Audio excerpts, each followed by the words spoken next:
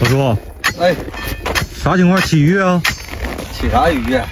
啊？咱们一整不就起鱼吗？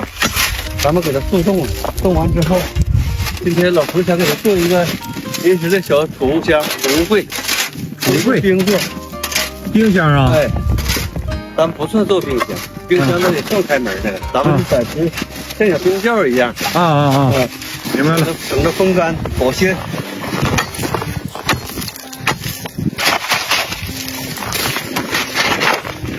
你看这。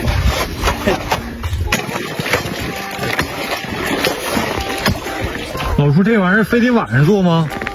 现在温度不够用，白天气温高呗，就是白天温度更不愿意动啊。这估计都得明天早上能冻上。这两天这温度升高了。你是真够意思啊，巴东。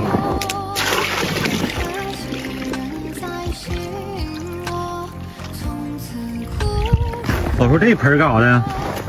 哎呀，这个就是盖儿，做这个保温箱啊，就是不得扣盖儿吗？要不还通风吗？透风就意味着，咱这玩意儿就白做了，没意义了。它就还会那个风干吗？啊，有盖儿就没事了。你一天这个真磕碜，这是愣蹭他妈的流量，啊，镜头感很强啊。明天给你点关注呗，让它冻到里面。那得一直浮着呀。等它上面揭盖了之后扎两个眼儿，跟着它这一扎眼往里一插，冻。完了，就等待时间了。等它冻一会儿。准备存冻货啊！豆包、冻梨、冻豆腐。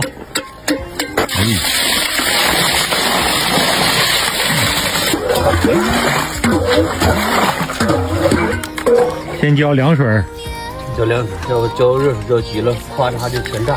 啊！见证奇迹时刻到了。还得是温水。温水。听到声了。看着那个发黑了，它就离糊脱了就啊，离糊了。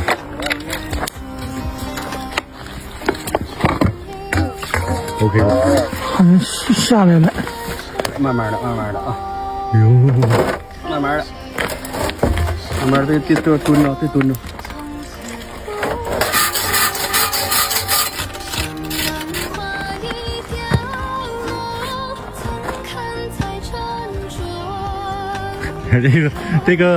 这个把手也挺有意思呀，这把手，纯天然的嘛。放货，放货放来，冻柿子，搞里头，豆包，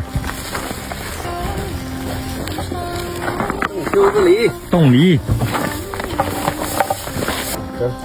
这饭自己还有点好东西呢啊！冻豆腐。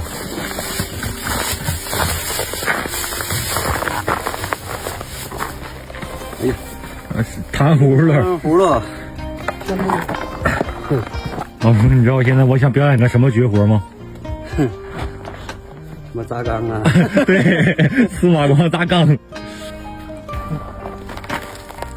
走嘞！